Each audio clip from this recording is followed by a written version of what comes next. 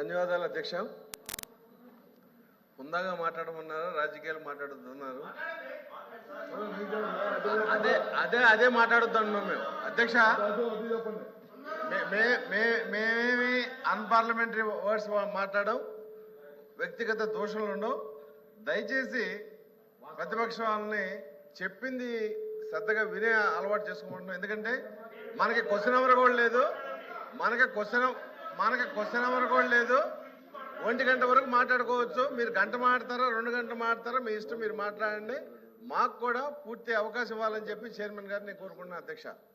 Governor గారు చెప్పిన ఈ స్పీచ్లో నేనేం మాట్లాడాలో సభ్యులు చెప్పాల్సిన అవసరం లేదు అధ్యక్ష. అందరం సభ్యులమే ఇక్కడ. Nobody is inferior, somebody are superior. Governor గారు చెప్పిన నిన్న ఈ స్పీచ్లో పారా 4లో అధ్యక్ష చాలా స్పష్టంగా I had spoken about the perilous situation we were in due to misappropriation of all funds in the previous regime. ఇదేమి నేను చెప్పిన పదాలు కాదు, గవర్నర్ గారు చెప్పిన పదాలు. బహుశా గవర్నర్ గారి స్పీచ్ మీరు వినకపోవడం. ఇప్పుడు మీరు మాట్లాడినా దీని మీద మాట్లాడాల్సిందే. మీరు మాట్లాడినా ఈ పుస్తకం మీద మాట్లాడాలి తప్ప మీ సొంత గురించి మాట్లాడేదే లేదు. ఇది ప్రభుత్వం యొక్క పనితీరు, ప్రభుత్వం యొక్క ప్రొసీజర్. ఈ గవర్నర్ స్పీచ్ మీద మీరేం మాట్లాడండి, మేమేం మాట్లాడి ఈ పుస్తకం గురించి మాట్లాడాలి తప్ప అది మీరు రాయించారు, నేను రాయించారు అనేది ఇక్కడ అసందర్భం నేను తెలియజేసిన అధ్యక్ష. ఆ స్పీచ్లో ఆ పదాలు చాలా అధ్యక్ష.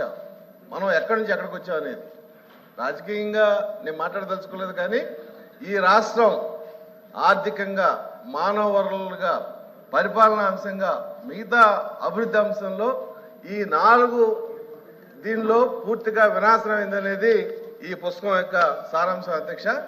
మరి జనరల్గా ప్రకృతి విపత్తులు వచ్చినప్పుడు, వరదలో, భూకంపాలో, లేదంటే ఇంకేదన్నా ఇవి వచ్చినప్పుడు, తుఫాన్లు వచ్చినప్పుడు మళ్ళీ నార్మల్గా రావడానికి కొంత సమయం పడుతుంది అధ్యక్ష. కాబట్టి గత ప్రభుత్వంలో జరిగిన విపత్తుల్ని సరి చేసుకునే ప్రభుత్వం నిలబడతాకి మాకు 8 నెలల టైం పట్టిందనే విషయాన్ని మీ ద్వారా సభ్యులు తెలియజేస్తున్న అధ్యక్ష. ఇప్పుడు ప్రభుత్వం కొంత ఎక్కడెక్కడ ఏం జరిగింది, ఆర్థికంగా ఎటువంటి ఇబ్బందులు ఉన్నాయి, ఆర్థికంగా ఎటువంటి మిస్అప్రాప్రియేషన్ జరిగినాయి, డెవలప్మెంట్ ఎక్కడ ఆగిపోయింది, ఇవన్నీ కూడా పరిశీలించి వీటన్నిటినీ ట్రాక్లో పెట్టుకోవడానికి దాదాపుగా 8 నెలలు పట్టిందంటే గత 5 సంవత్సరాల్లో ప్రభుత్వం ఎటువంటి డ్యామేజ్ చేసిందనేది మరి సభ్యులు అర్థం చేసుకోవాల్సిందిగా గవర్నర్ గారి స్పీచ్లో ఉన్న విషయాన్ని నేను దాన్ని